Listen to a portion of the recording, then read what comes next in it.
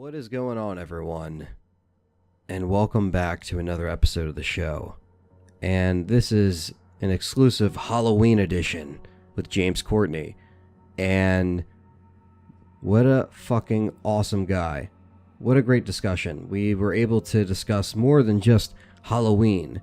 We were able to discuss his love for filmmaking, him growing up around film, around his family making film.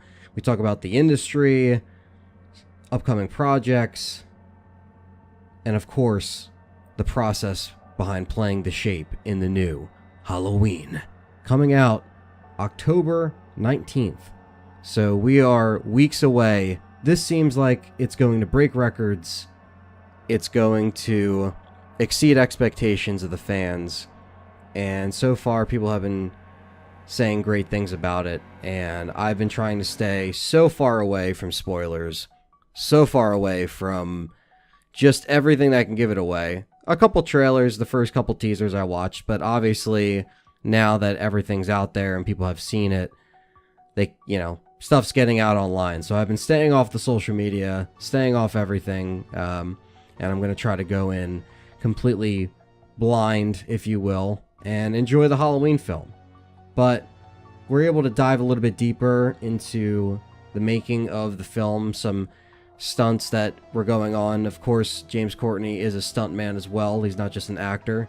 So he took a lot of risks to do this film and to play the Shape and to do it justice. And from what I've seen so far, it looks fucking awesome. So we're going to get right into the discussion with James Courtney. Hit the music.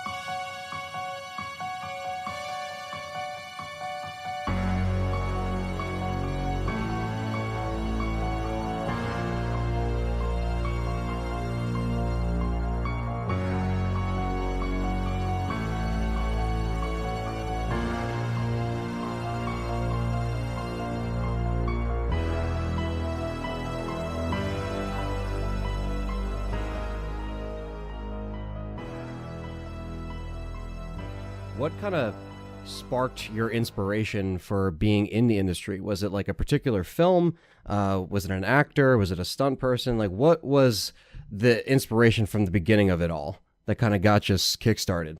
You know, man, for me, it was fourth grade for some year was a really, really transformational year. I just had these epiphanies. Like, somehow I figured out reincarnation. No one in my family had ever talked about it. I knew in fourth grade that I was going to make movies for a living. And it wasn't like, I mean, my dad had a movie camera. He filmed everything. All of our sports, football, basketball, martial arts, Christmas, Easter, graduation. I mean, you name it. My dad, summer parties, my dad always had a camera out. So there was definitely that influence. And he edited the films right there at the kitchen table with a little tiny moviola. Wow. And I had six brothers, so he had I had boxes of footage that were transferring to digital. And so I knew it. So it wasn't like, I mean, my dad used to sit with us like at night and, on Saturday nights, and we'd watch movies together, and we watched a lot of horror films, the old Universal, classics. Golden age. Yeah, man, it was. And my brothers and I were always going to matinees on Saturdays and Sundays. But it wasn't like I had this dream and I put posters up in my room or anything. It was just an accepted thing. Like, my mom and dad love me. I'm going to go to college, and then I'm going to be in the movies. So it was just a natural progression. I never thought of anything else. That's funny that you say that, because that's the way, because I'm an aspiring filmmaker myself, and obviously when I was a kid, my dad had the VHS camera, the smaller ones with the S videos, like the smaller tapes that you would put into the bigger tapes to record. And that's how I started, was really just like elementary school. Me and my friends, we would literally just take the camera that my dad would always have, and I would just kind of start learning, and we would just make these goofy one-off videos. But then it sparked an inspiration for me. I was like, wow, I actually like this. And then I got just into different cameras and stuff like that. But it's crazy how that little that little spark, that's all it took, was just kind of being around it.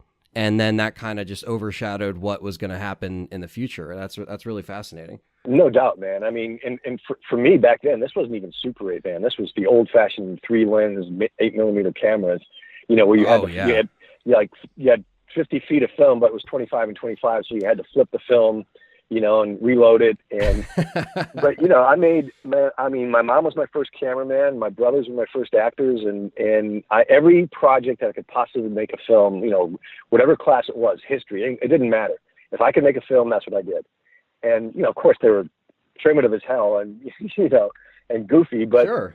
But they're so much fun. I mean, it's like, and Louis B. Mayer said, "Why grow up when you can make movies?" Wow, yeah, that's true, man. Yeah, and especially spending that time with your family, like that's always stuff where you're literally making memories. Like and it's something you can always go back to and kind of see, like, oh, this is kind of how I expanded from point A to point B.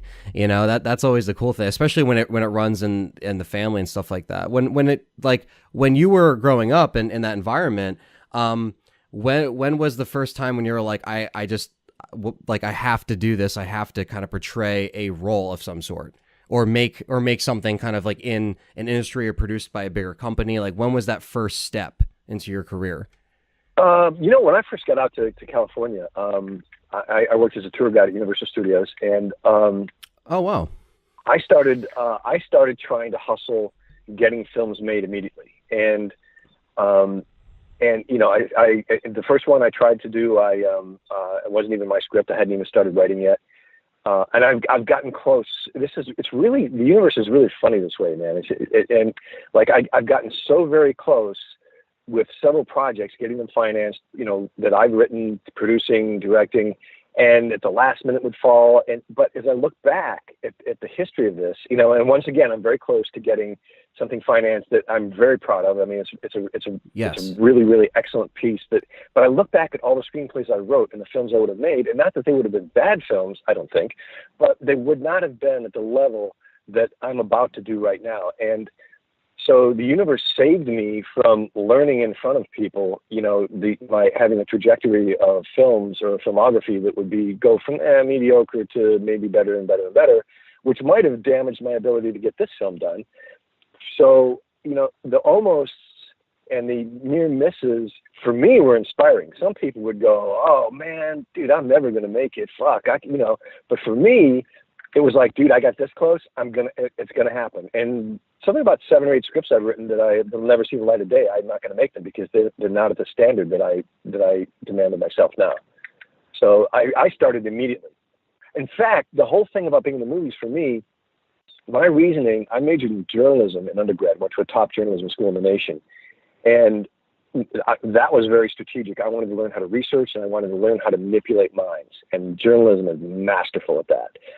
And then, I did drama, and I did some ETV work in college, so I was in front of camera. But the whole acting thing, and then acting in stunts, for me was not about being a big movie star. My reasoning was, if I get in front of the camera, I'm going to see every department work, and I'm going to understand how they work. And I'm going to know what's good and what's bad, and I'm going to learn about scripts, and I'm going to learn about good direction, and I did. And I got lucky enough to make a living at it, which was, it was mektub, man. It was meant to be. Yeah, that's great to hear, man, because like I said, just that's what I noticed with my projects too. And obviously, like, I barely have a team, this is very indie DIY with like my own friends and people that I know. Nice. But it's crazy because it's like every project that you make, like you said, you really learn from it, even if it doesn't see the light of day, or that constant struggle to just build that art and kind of build that centerpiece of like what you're designed to do. Because I think people that are built for the films, they just have to do it. They have to keep grinding and constantly doing it. There's not a dull moment to stop and try to like, be like, should I keep doing it? As soon as people start questioning it and they kind of backtrack, that's when they should look for something else. I feel like if people are consistent with it and just like something like you've done, like so many scripts that you made, and I've never been in that position before where I've had so much stuff and material to where it's never gotten to see the light of day because, and that's going to happen because as filmmakers, evolve, there's certain ideas that you might have that you're like, I could go back because we're our own worst critic. Like we're going to look over our stuff and just be like, that might not work out so well. And then someone can look at it and be like, no, actually, this is a really good project in the script. So that's cool to hear that, like, you took, a lot of time to kind of polish something that you're finally able to get off the ground, because it just seems so impossible for films to get made nowadays when you're talking, studios and budgets and just so many things that go into it that have to push this big, train along. And that's great to hear some of like how, you've kind of expanded, especially from myself, because I want to hear stuff like that from other people in the industry, because it's going to prepare me for stuff that I want to do, because this is something that I want to do for my career, Yeah. And I'm 22, obviously, so I still have a lot of years ahead of me, but I'm still trying to kind of intake a lot of the guidance from some people that I've been able to talk to on the show, and also just been able to meet at cons and everything, because I like the idea of just getting a project going. And that's cool that you have, it seems like a passion project of yours that's finally kind of maneuvering. Can you say anything about the project yet, or is it still very early in its I development want to keep it under wraps at this moment, but you got my number, man, so absolutely, yeah. But yeah. can I tell you this, man, and this to me, like, as I look in the rearview mirror of my life, the highway is littered with bodies of people who were remarkably gifted and talented, but they quit too soon. Persistence is omnipotent, man. I mean, yes, talent matters, hard work matters, but dude, persistence is the key to especially something like this. I mean, and you're right. If you've got quit in you, my dad always used to say when we were kids, quitters never win and winners never quit. Mm-hmm. And so it's like, and I've had, because I've had great years in this business, and I've had lean years. And during the lean years, I've had people who really liked me, loved me, good friends, and, a couple of family members go, dude, why don't you, man, you can do this, why don't you? And I'm like, no, man, this is why I'm here. This is my mission on this planet. And, the one thing I will say about my film is, I've dedicated myself to making films that are uplifting and inspiring and that reflect what real life is. And I've made the agreement with myself to only make films that are commercially, like, super commercial. Because you can tell a beautiful you can tell any story in any format. So for me, I'm looking at it going, why would I want to make a film that only 100 people are going to see? I want to make a film that if I can find a target-rich market demographic, and then lay a beautiful story in there that's going to open hearts and open minds and challenge people, then I've done my job, And for me to have some sort of arrogant attitude, like, well, dude, I'll just make what I want to make, and like, fuck them if they don't come see it. Well, yeah, great, dude. And how many more films are you going to make? Nobody's going to see it. Yeah. Right? Yeah. I mean, someone's got to come see your stuff for you to make more films. And so, there's a reason why things are commercial. It all falls back to the Jungian archetypes and, the power of myth and, these great perspectives of what it means to be human. So why not play in that sandbox, man? Yeah, absolutely. And we're coming up, in a time now with how films are being released, VOD or on demand, and people are being able to stream a lot of this content, whether it's a wide release or a limited release in theaters, and it goes right to VOD. People have access to this stuff now. So it seems like, you want to make something that people are going to be, or networks are going to be able to pick up and be like, whether it's, a Netflix or an Amazon Prime, whatever it may be, whatever platform it is, or a Shudder, because they prioritize like horror stuff. There's so many platforms now where it's like you really want to make something that everybody's going to enjoy, or everybody's going to get scared, with the film, or whatever genre it may be. It seems like there has to be kind of that little spark of like, you got to make something that other people are going to want to watch and kind of intake some of that, whether it's positive or it can be grim, whatever the story is. If people can take away something from it and they're going to remember it, that's really what makes films memorable and what makes people go back wanting more. Oh yeah, man. Yeah. And man, filmmaking to me, every aspect of it. Dude, if you could have been on the set at Halloween, my mom, it was the first time my mom and actually my brothers had ever seen me work. And I've done a bunch of work. I mean, if you count the individual episodes of TV shows, I've done a bunch of work, but no one's ever seen me work.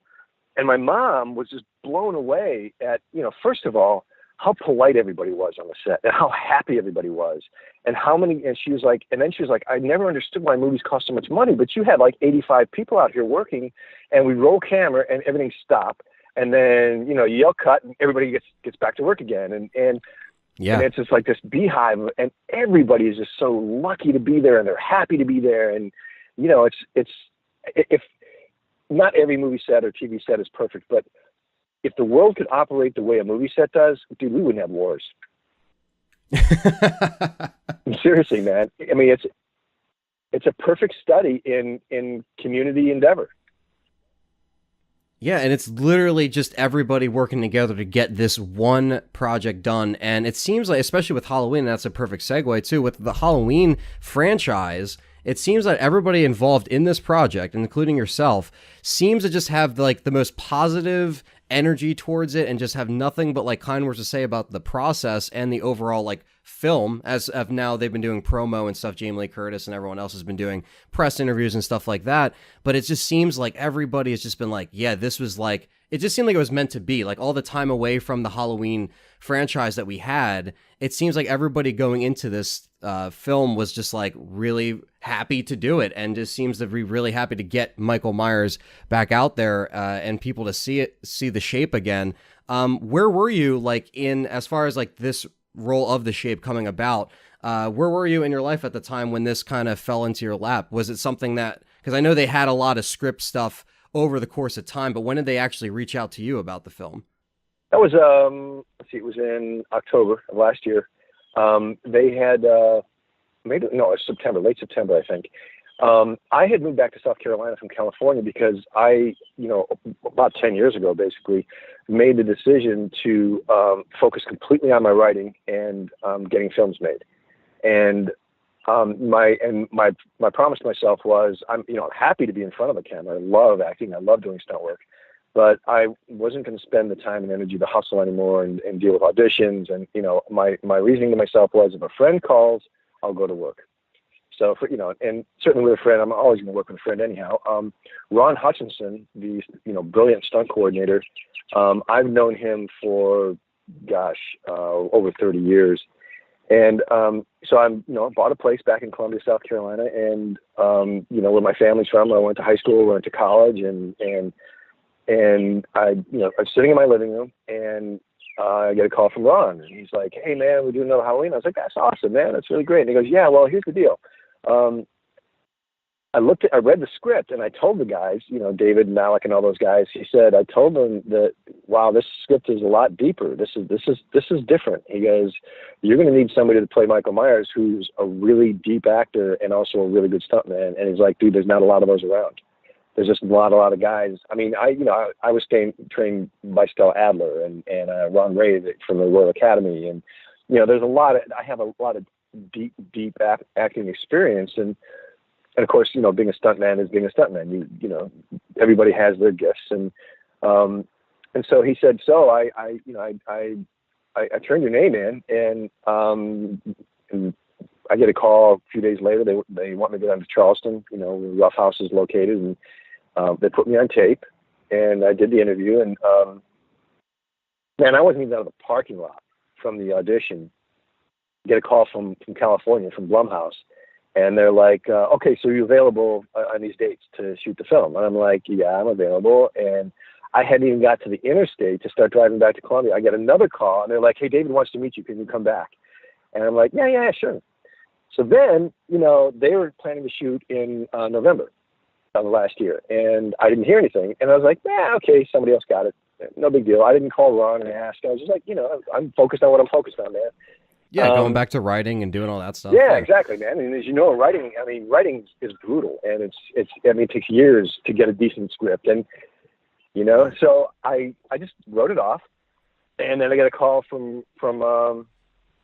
Ron, beginning of December. And he's like, "Hey man, they had to push it. They had to straighten out some issues, but, they're going, man. And you're the man. So, it's all you." And then David called me when I got cast, and I went down there, met with David, did some wardrobe stuff, and then David called me and said, "Hey man, Okay, first off, he wanted to talk about character, but he goes, first off, we invited Nick back to do a cameo. Do you have a problem with that? And I was like, no, man, not at all. Dude, I'd be honored. No. I'm stoked to have this, to be on the set with him. And he's such an iconic, on so many levels, filmmaker. And then we started talking about the character, and then it happened, man. And it was just pure joy. I mean, pure joy from beginning to end. It was awesome. How much was Nick Castle a part of the process during filming? He did a cameo, literally. He did a cameo, came in and did a scene. Okay. And, Gotcha. he's 5'10", $170. I'm 6'3", 200. So, there's, you can't fake that, Yeah, our physicality, I have wide shoulders and a narrow waist. And, I still have my youthful athletic body. So you just can't, and the way, but I never could have done what I did if Nick Castle hadn't created what he created. So all I did was, embrace the energy internally of what Nick created.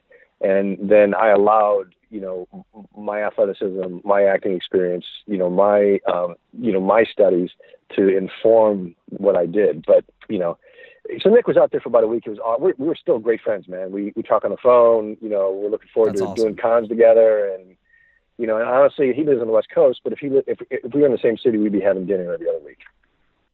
I mean, he's That's an great to awesome hear. individual. He loves the cons too. Yeah, I met him at a con, and he's always down for the fans. Especially if you start coming out to because I work the Monster Mania here in Jersey, because I'm in South Jersey. If you ever come, he does some of the East Coast stuff. If you ever come by to some of the cons, I'm sure the fans would, especially after this film gets out there. Have you done cons before, or conventions? Have you been on the scene? No, when I did Buffy, I got some offers, but I was working so much I couldn't do it. And as far as this goes, Sean Clark is representing me, who represents Nick Castle and Jamie and everybody else. So awesome guy, yeah. And he really felt that it was best for me to stay under wraps until age 40 in Pasadena, and then to start doing conventions, because really no one's seen the film yet, and the buzz was that Nick Castle was the shape and James Courtney was his stunt double, and there's all these rumors flying around, and so nobody would really have an idea of what I've done. But I think now that the trailer's out and people are getting an idea of what it is, I was so blessed to be able to contribute. I think maybe that's going to be the difference. And like Nick and I had a great time, because we did pressers, with like foreign press, like 20 people or whatever, and they just firing questions at us. And he and I started riffing together, man. And it was just, we had him cracking up. It was awesome. He's an awesome individual. So it was like Jerry Lewis and, like Dean Martin. I mean, we were just kind of like going at each other like these old time comedians, so yeah, it is, man. And I have this deep love and affection for humanity, and I love people, man. And so, the interactions I've had with the fans thus far have just been just awesome, man. I mean, and to think that I get to be a part of another human being's joy, dude, it doesn't get any better than that, I hope that this film brings back the other genre, like maybe we can get another Nightmare on Elm Street, maybe we can get another Friday the 13th. I really want the fan base to really show the love from, and they already have been, but it seems like, the horror stuff now, we get a lot of paranormal and ghost stuff, but now we're going back to like where it all began with The Shape and bringing back to Halloween. So I hope that with the fan response and everything, that it brings it full circle again. I hope we get to see that resurgence of this kind of genre come up again, whether it's a reboot or a sequel or a remake of something else that's in another series. I really hope that this film kicks it off, because I'm sure this is going to be a massive success. It has to be. I mean, it's been 2007 since we got Rob Zombie's remake, and now so many years have passed. It just seems like people want something genuine for the fans, and it seems like between you and Nick Castle and everybody else involved, it just seems like everyone just had a blast, and man, I just can't wait to see it. Well, and the thing is, they did this right. First of all, Malik, Akkad and Ryan Freeman at Trancas are just incredible human beings and super smart and super creative. And, so they guided this process with real intent.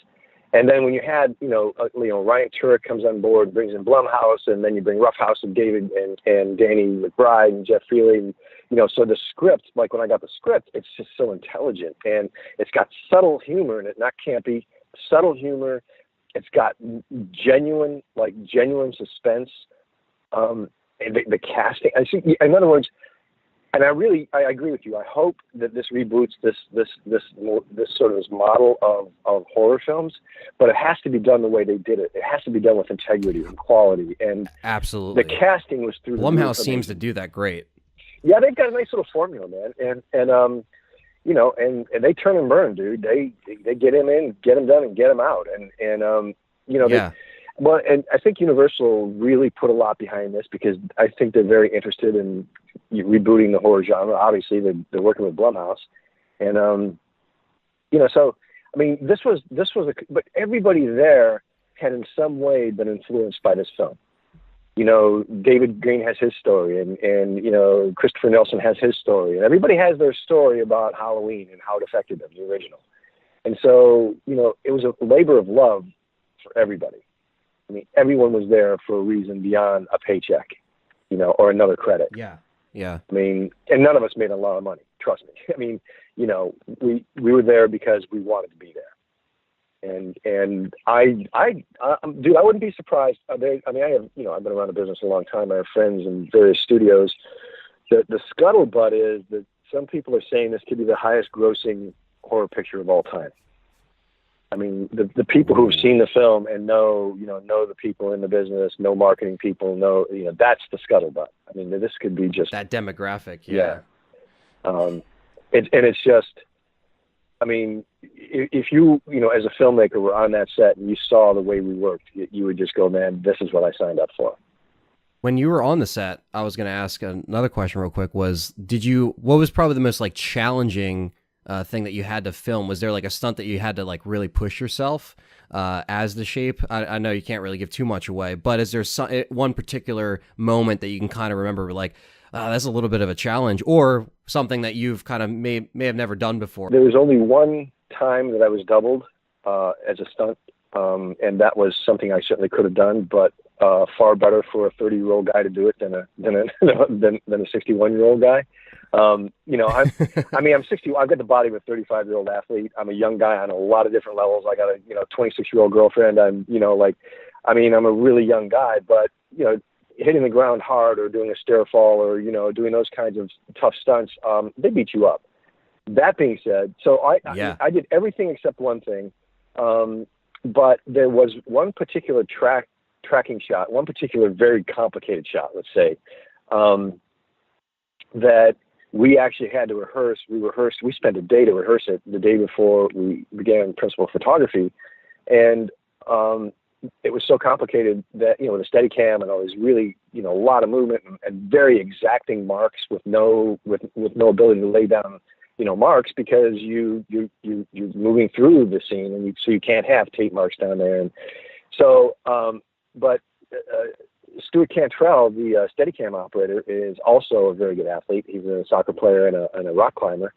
And they were thinking that even though we were going to have to do it in pieces and stitch it together in CGI, but our timing got so exact, so athletically exact, that we nailed the shot. And they were all blown away. I mean, when we nailed it, David ran over to me and just bear hugged me. He's like, that was great. And it's all practical, no CG, just did it raw, just did it the way it was supposed to be. Yeah, man. Yeah, so, that's great. It was, but the thing is, man, when you do what you love and you happen to be lucky enough to be good enough at it to like really dial yourself in, but other than that, man, there's not one moment that I had a moment of stress or anxiety or frustration, and it was long days, man. We'd start in the beginning of the week, and every day we'd start progressively later because we had to avoid going to turnaround. So, we'd put in a 14-hour day and 16-hour days, and it was basically eat, sleep, workout, work, eat, sleep, workout, work. And then the weekend, which was Sunday and Mondays for us, was basically sleeping. I mean, just resting for the next days of shooting. Yeah, and it was brutal, man. I ended up with a contusion on my butt, and bruises that took a week to come out of my arm and my ribs, and so it was definitely a very physical show, which is why you had to have more than just an actor in there. And But this is in the scope of the universe, man. There are things that happen in all of our lives where you look at it and go, dude, this was meant to be. You meet a woman, you get a job. I mean, absolutely. There's just some things in your life that were freaking meant to be, and you were the man. And that's the way I feel about this particular role in this particular film. That's amazing, man. Well, thank you so much for taking the time to talk to me today, man. I really appreciate it. I'd love to have you back on when you have some more projects you want to promote or talk about. Yeah. So you got my number. So if you're able to, say, hey, I can actually announce some stuff and, anything that you have coming up. I like to listen to stuff like that, like hearing people's, whether it may be like stuff they attempted to get made or just like that constant grind and that process. I always kind of look for that and other people to kind of be like, hey, I can do this too. Because it kind of makes it, just makes it more believable, because like I said, I'm always on to the next thing, always trying to, ascend above my other projects. So it's always cool to just hear someone else be like, hey, it takes a long time. It is a process, but sometimes if you can just kind of stick to it and do what you love and not quit, like you said, it's just to stay on it. That's what's going to exceed people's expectations. It is, man. It is. And you're going to learn every step of the way. I mean, there's nothing lost in anything you do as long as you keep learning and you have that self-critical ability. I mean, keep doing it, man. Keep doing it. You're going to make your films, man, and you're going to make better and bigger films. And then one day you're going to look back and go, damn, I'm glad I just kept going. You know? Definitely. I mean, you're going to do it. If you want to do another one anytime in the future, just reach out, man. We'll do it. All right, man. Thanks again, James. You have a good one, man. Good luck, brother. That was our interview with the one and only James Courtney. And we will have him on once again once he has more projects to plug and stuff to talk about. Very exciting stuff on his end, and very happy for him to finally get his passion projects on the way and ready to be made. So Halloween at this point in time is approaching. Halloween 2018, of course. And the tickets are on sale. So if you actually go on Fandango or any app or website that you use and look up the times, there are some Thursday screenings October 18th in certain areas and certain theaters. So check your local multiplex cinemas and check out the times, because they are available. You don't want to miss your chance to go check it out a day early, would you? No, you wouldn't. We got to get excited. This is a big time for horror, and I am very excited for this film. And you bet your ass I'm hype. I think the last Halloween film that I saw in theaters was Halloween Resurrection, and really that wasn't a great film, but it was the end of what the original series was before it got remade by Rob Zombie. So we'll probably have a review, or we'll post up a review or something out of 42nd Street. We'll figure something out. We'll post a Halloween review, and I'll give you my thoughts on the new Halloween. I recently came back from Monster Mania, and I met Nancy Loomis, and she signed my Halloween poster, and she was a sweetheart. So I have more signatures on my Halloween poster now, because that's all I care about, is just getting more signatures on my Halloween poster. Maybe I'll be able to get a new Halloween poster and get some of the people from this film, if they come out to cons or come out to shows eventually, once the hype gets up there and people watch the film and they intake everything and they become fans of it. But until then, we'll catch you guys in the next one.